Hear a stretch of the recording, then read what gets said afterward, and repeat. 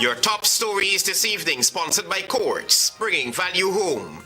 Women protest against government's refusal to confirm Chief Justice and the Chancellor. GDF fatal helicopter crash. Stakeholders must submit input by January 10, 2025. Linden Mayor, President Ali in tussle over workers' salary. Parag to review existing laws and provide advice. And NIS pensioners nor the elderly should be allowed to wait for $100,000 cash grant, says VP Jagdeo. HGP Nightly News begins now.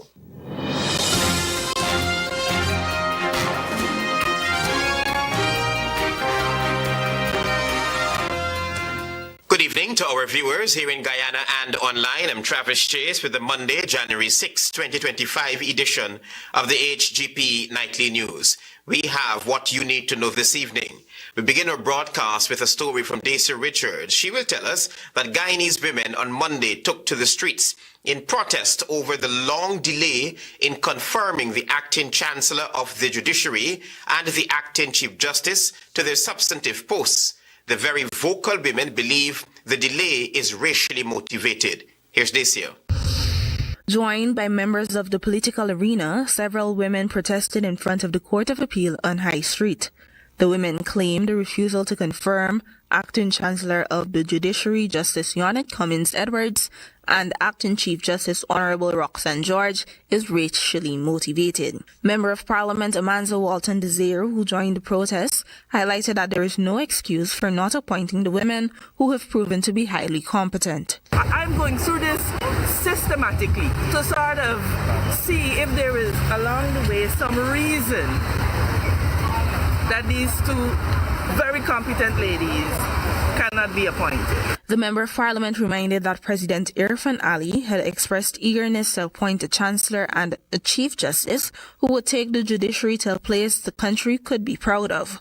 Walton Desir in turn questioned the President's statement. Is Irfan saying that these two women are not capable of taking our judiciary to a place that we could be proud of? The very vocal parliamentarian contends that such actions leave room for racially biased accusations, since the two jurists were never embroiled in corruption and deemed incompetent. You can't fault anybody for concluding that it is because these two women are Black Guyanese, Afro-Guyanese, that it is because they are women, that there is some reluctance to appoint them to their substantive position. The two women have been active in their roles since 2017. Guyana has been without a substantive Chief Justice since 2001 and a substantive Chancellor since 2005. For HGP Nightly News, I am Daisy Richards. Public Works Minister Juan Edgel has provided an update on that December 6, 2023 fatal helicopter crash that killed 5 servicemen. More details in this report. The Guyana Defence Force, the National Transportation Safety Board, Transport Canada, Bell Helicopters, and the Guyana Civil Aviation Authority are all reviewing the report into the December 6, 2023 helicopter crash that claimed the lives of 5 servicemen. Subject Minister Juan Edgel said that the stakeholders' feedback should be submitted by January 10, 2025. We have until January 10th, 2025 to make your comments. When those comments come, if there are any serious concerns to be adjusted, that would be made, and then the report will be published in keeping with Article 13 for all to see of the ICAO, Article 13 of the ICAO regulations. Minister Edgel has since commended the swift completion of the report. Our report was completed in record time compared to other jurisdictions. As a matter of fact, when we approached the NTSB for assistance with readings and so on the equipment that was sent for interpretation, they gave Guyana priority. The black box, which consists of the aircraft flight information, was sent to the National Transportation Safety Board in Washington, United States of America, for analysis. So the National Transportation Safety Board of America did lend great cooperation to the investigators and to Guyana as a country, knowing how important this matter of this helicopter crash where we lost some of our finest soldiers on board. The crash, which occurred on December 6, 2023, about 30 miles east of Arao near the Guyana-Venezuela border, claimed the lives of Lieutenant Colonel Michael Charles, Colonel Michael Shuhoud, retired Brigadier Gary Beaton, Lieutenant Colonel Sean Welcome, and Warrant Officer Class 2 Jason Khan. They were part of a 7-member crew who were on board the Guyana Defense Forces Bell 412 helicopter. Lieutenant Andy O'Crawford and Corporal Dwayne Jackson are the 2 soldiers who survived the crash. Travis Chase, HGP Nightly News. Tensions flared during the Mayor and City Council's first statutory meeting over the lack of decisive action to improve the collection of rates and taxes. You'll hear more from Carice Gonzalez. Chairman of the Finance Committee at the Mayor and City Council, Leland Saul, delivering his report during the Council's first special statutory meeting of 2025, addressing the ongoing issue of unpaid rates and taxes, Saul noted a slight increase in payments for the year 2024, but emphasized the need for the Council to explore additional methods to encourage delinquent taxpayers to settle their dues. Last year, we collected 52% of the projected amount. We need to do better. We have to put system in place to ensure those who are not paying. Saul expressed concern that despite the increase in payments, the Council is still not benefiting from significant revenue growth. He pointed out that beyond just raising taxes, the Council must look into other revenue streams. There's a change in land use. That information should be fed into the system. Improvement in building, even a residential building from a cottage to a manor. That information should come into the system, and so that we can get more money. In response, People's Progressive Party Civic Councillor Stephen Jacobs raised a crucial point, questioning why the Council had not pushed harder to collect 70% of the rates and taxes, given that they had managed to collect 52% last year. He emphasized that the Treasury Department's efforts, including the issuance of multiple demand notices, had contributed to some revenue, but more aggressive action was needed to ensure that payments were made. What the city treasurer did was exactly what you had to do, and we stated it from early. You make sure that at the start of the year, you start to send out some demand notices. Jacobs further criticized the Council for its continued inaction in addressing the issue of delinquent taxpayers. He argued that the prolonged discussions had led to no significant progress and called for immediate action to improve revenue collection, which would allow the Council to better serve both its staff and citizens. Council Saul, you continue to stand there and talk and no action. It's time for action. And that's what the councillor should do at all times. Back in June 2024, Councillor Saul had announced a strong focus on tackling tax defaulters, stating that the Council would take decisive steps under Section 220 of the Municipal and District Councils Act. At that time, only 46% of taxpayers were meeting their obligations. The Council planned to increase frequency of demand notices and launched a public relations campaign to remind residents of their responsibilities. Despite these efforts, the Council reports that as of now, 48% of taxpayers still have not paid their rates and taxes. I am Carice Gonzalez reporting for the HGP Nightly News. Thank you, Carice, for your reporting. Stay with us. There is more news ahead. Welcome to SNL Electrical Inc., where lighting and electrical needs are met with expertise and style. From the latest in electrical lamps to durable cables, circuit breakers, panels, we have it all. Illuminate your space with our elegant chandeliers, stunning crystal lights, and versatile pole lights. Looking to upgrade your comfort? Explore top-of-the-line AC units and our diverse selections of stylish styles. Visit us at 170-180 Thomas Street, Kitty, Georgetown. Discover a solution that not only lights up your world but transforms it. Call us on telephone number 226-3018 or 223-1634. SNL Electrical Inc. powering your life with elegance, quality, and key. Krishna Rock Establishment. No job is too small or too large. We specialize in all types of fabricating, machinery, excavator repairs, rice fill pumps, and hydraulic hoses. Visit us at Lot 113, Block CC Monrepo, East Coast, Demerara, or call 220-9624, 616-9416, or 619-7880. At Krishna Raf Establishment, no job is too small or too large. Welcome back to the HGP Nightly News. Confusion continues to envelop the ongoing $100,000 cash grant initiative. Antonio Day will tell you more. Over the past week, pensioners of the National Insurance Scheme NIS have voiced numerous grievances and frustrations regarding the extended waiting periods for the upliftment of the promised $100,000 cash grant. In a shared video statement on social media, Guyanese have distinctly expressed dissatisfaction with the ongoing distribution exercise. However, the People's Progressive Party Civic PPC's General Secretary Barry Jaglio acknowledged the chaotic scene at the scheme's New Amsterdam branch. I'm sorry for what took place in New Amsterdam. It should have never happened. There was a miscommunication about what this additional registration was for, was miscommunication, and you had some crooked people. Meanwhile, Mr. Jaglio did announce that the registration exercise will commence in Region 2, 3, 5, 6, and 10 in the coming weeks. It was the duty of the New Amsterdam NIS branch employees, the politician said, to notify the public that checks were not yet available. Some of the technical people we put to administer this to, I think they begrudge the people getting their money. Jaglio argued that individuals who are classified as elderly and are 60 years of age or older must receive more consideration and courtesy.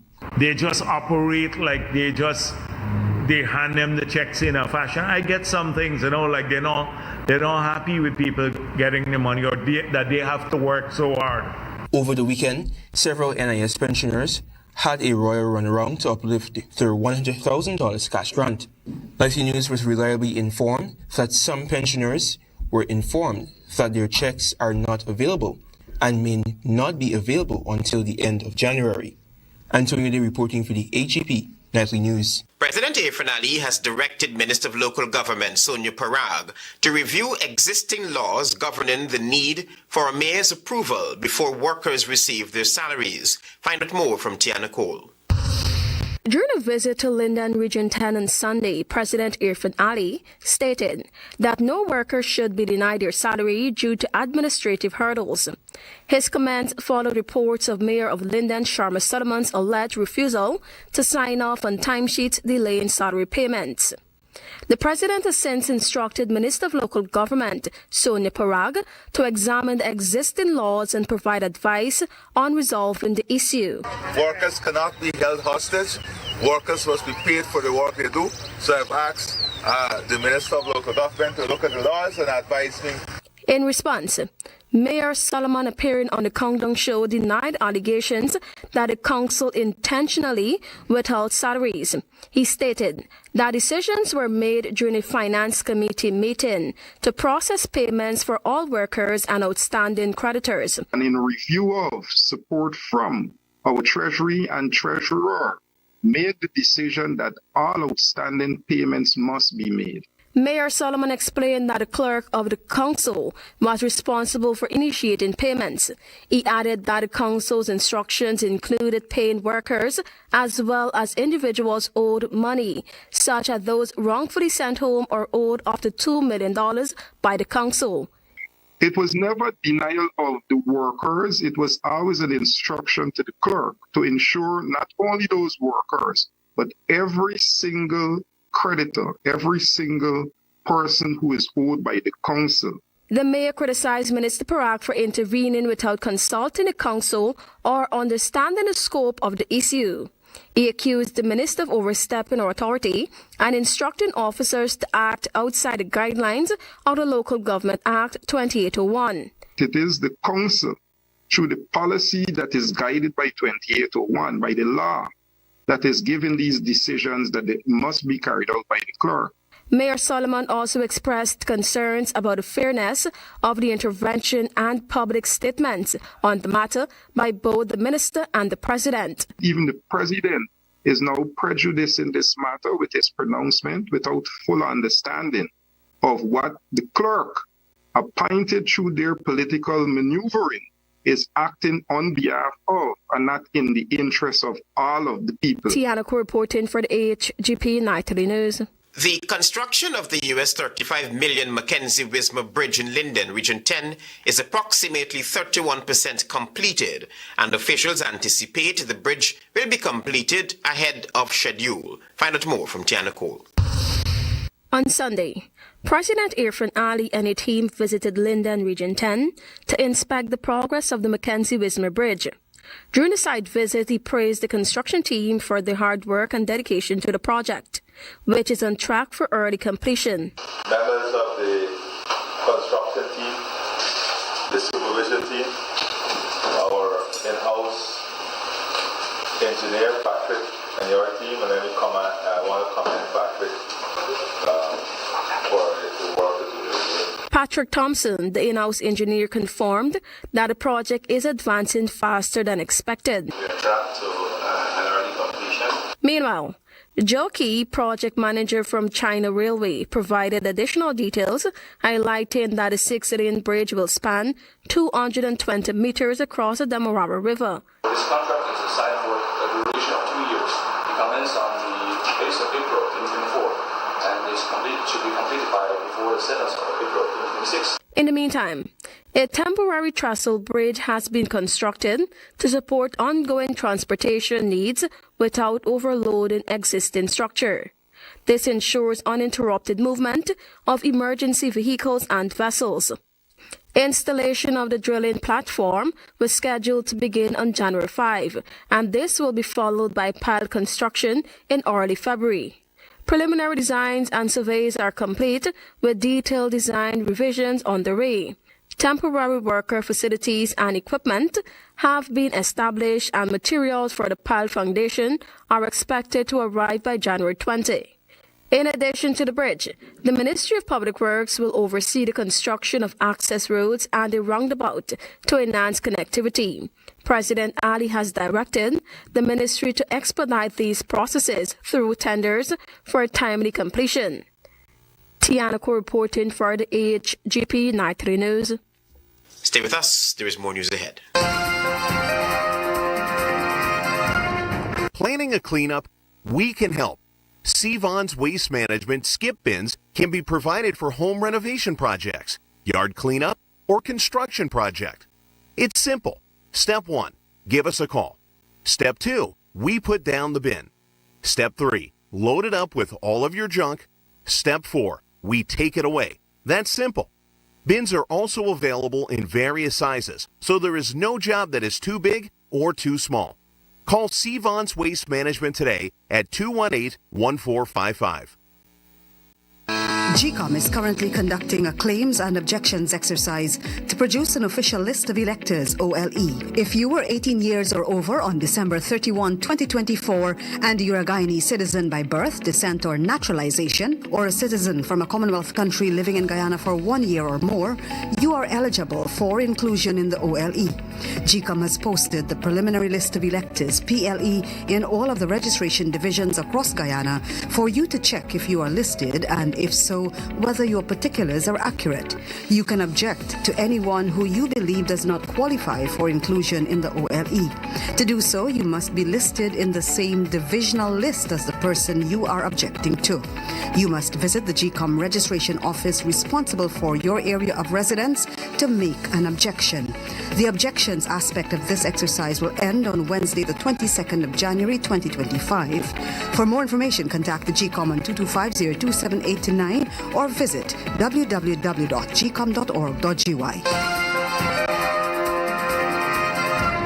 You're watching the HGP Nightly News. Some scholars have voiced concerns over the use of artificial intelligence in essays and research papers, arguing that it could diminish the originality of a student's actual work. Antonio Day spoke with a local technologist who gave advice on how to seamlessly use this tool.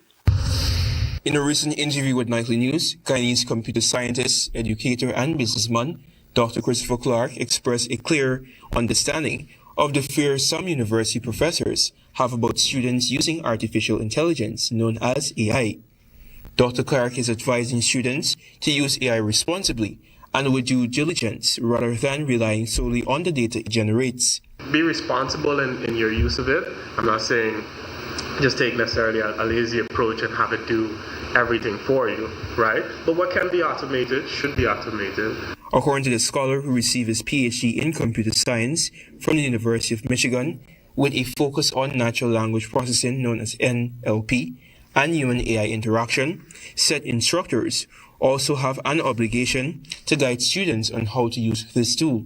We often jump straight to what the student should do, but we're instructors, right? We're instructors. Our job is to educate the younger generation, to upskill them. Clark coached that most times chatbots such as ChatGPT and Copilot oftentimes generate information that may be inaccurate. He said students must proofread and fact-check. These are new times. These are new technologies that are available. If I want you to learn the fundamental concepts of something, right, I need to now adjust my instruction, right, the way, my mode of teaching, how I go about teaching, how I go about even asking particular questions or even examining it. Dr. Clark said that due to the rapid development of the technology globally, Guyanese must be prepared for opportunities that lie ahead. I have a personal theory that the younger generation coming up that'll be using these AI assistants and being much more from a technological society will actually be much better communicators than the previous generation. Antonio Day reporting for the HGP Nightly News. Over 60 contractors were fined with liquidated damages in 2024 as the Ministry of Public Works tackled several delays in its infrastructure agenda. Chris Gonzalez will tell you more. During a press conference on Saturday in reviewing the Ministry of Public Works 2024 achievements, Minister Juan Edgell highlighted that only a small percentage of contractors out of the 5,000 involved were required to pay liquidated damages. This action was taken as efforts intensified to tackle delays in poor performance in meeting project deadlines. The amount of non-performing contractors is less than 1%. More than 60 contractors have had to pay liquidated damages. More than 60. But we're talking about 6 out of 4,000, almost 5,000, right? Liquidated damages are a set amount of money agreed upon in a contract that one party must pay if they fail to meet terms or deadlines. It serves as a penalty to avoid disputes and provides clarity on compensation. Additionally, the ministry oversaw a total of 4,500 public infrastructure projects, including high-profile initiatives like the $830 million Conversation Tree project and the $475 million Cemetery Road projects. The minister acknowledged several challenges that affected progress and explained that the National Procurement and Tender Administration Board had to intervene, blacklisting contractors who repeatedly failed to deliver. It's the National Procurement and Tender Administration Board or the Procurement Commission that have the authority to do that. But what the ministry does is that when we are dissatisfied or we have what is called poor performance or bad performance, we notify those entities and they need to take particular action. However, in total, some $12.5 billion was doled out by the ministry, with an additional $222 billion allocated for capital projects. Of this, $175.6 billion was directed toward local initiatives, while $46.4 billion was spent on projects partially financed by international sources. I am Carice Gonzalez reporting for the HGP Nightly News. More than half of Guyana's population currently has access to potable water. This was revealed by the minister within the Ministry of Housing and Water during her ministry's end-of-year media briefing. Daisy Richards will tell you more. Last Friday, the Ministry of Housing and Water hosted its end-of-year press conference where Minister within the Ministry of Housing and Water revealed that over half of Guyana's population has access to potable water. So the proportion of population with access to reliable supply of potable water is 98.3%. She added that more than 2,000 unserved households received potable water in 2024 under the ministry's unserved program. In all of the communities across the country in all of the regions, we have consistently made resources available to extend our network to cater for these residents. And sometimes in an area, it's just 2 or 3 households. Additionally, Rodriguez said that the water treatment program that was created in 2020 is on track to ensure that 90% of Guyana's water supply is treated by the end of 2025. We are on track to ensuring that that is delivered by the end of 2025. The minister added that the goal of the program is to build 7 water treatment plants, upgrade 12 of the existing water treatment plants, install more than 200 transmission mains that are all underway. For HGP Nightly News, I am Daisy Richards. Thank you, Daisy. Stay with us. There is more news ahead. GCOM is currently conducting a claims and objections exercise to produce an official list of electors, OLE.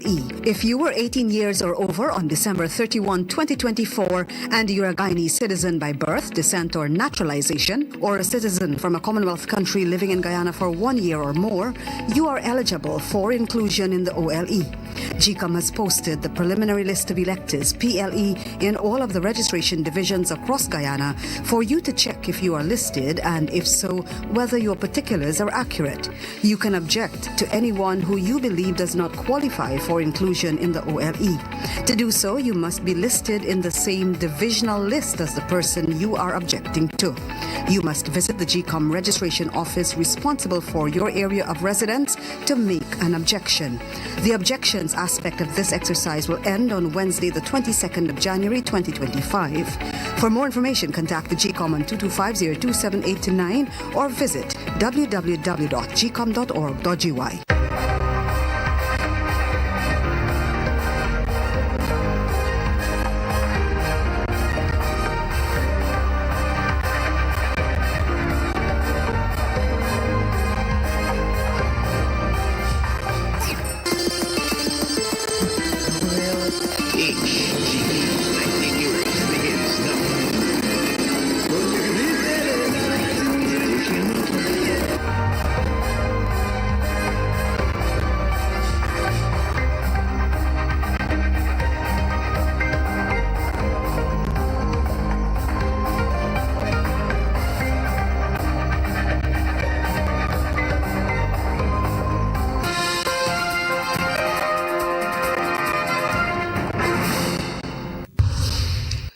Good evening, I'm Daisy Richards and welcome to Monday's edition of the Regional News.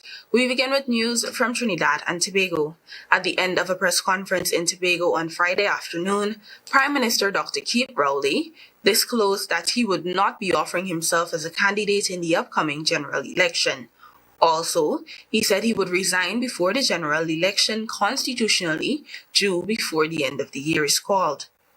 The Prime Minister said his first job on the public payroll was to plant grass on the Hope Estate in Tobago at $7 a day, and then he taught school before entering the political arena in 1980.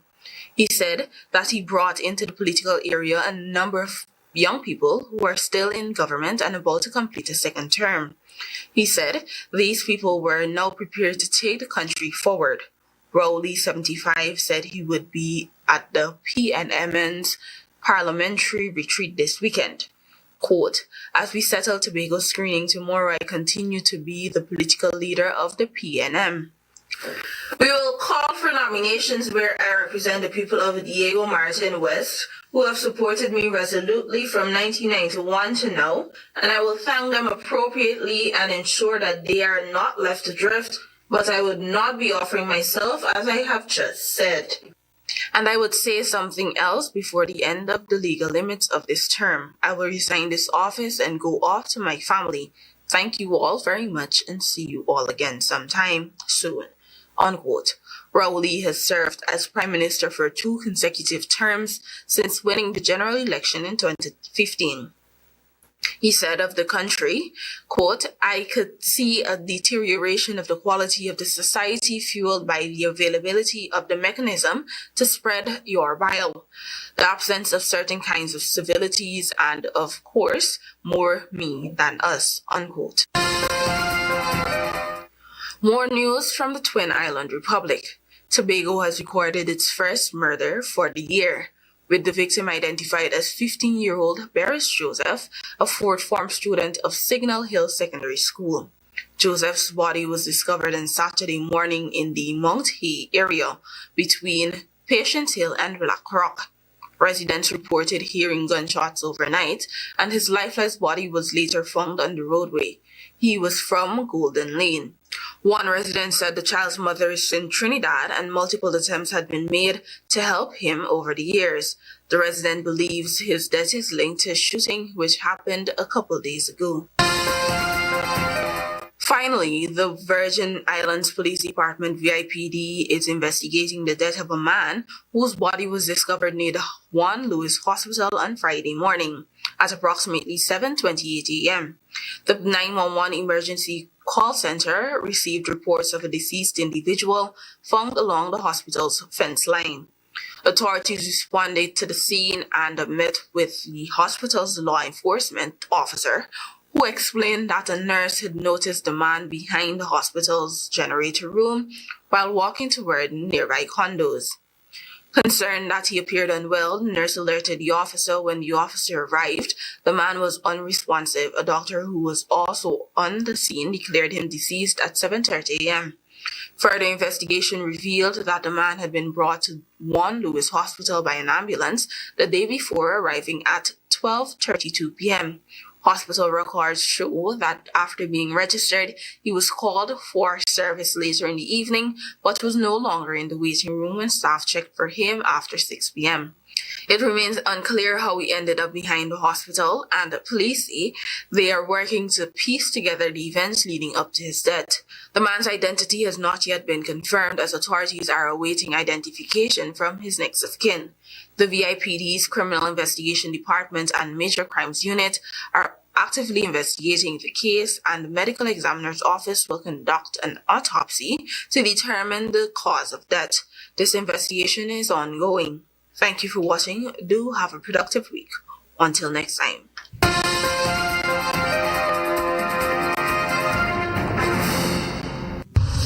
Women protest government's refusal to confirm Chief Justice and the Chancellor. GDF fatal helicopter crash. Stakeholders must submit input by January 10, 2025. Linden Mayor President Ali in tussle over workers' salaries. Parak to review existing laws and provide advice. And the NIS pensioners nor elderly citizens should be allowed to wait for $100,000 cash grant, says VP Jagdeo. Those are our major headlines. For these stories and more, please go to our website. It's www.hgptv.com. I'm Travis Chase. Thanks for watching. Goodbye.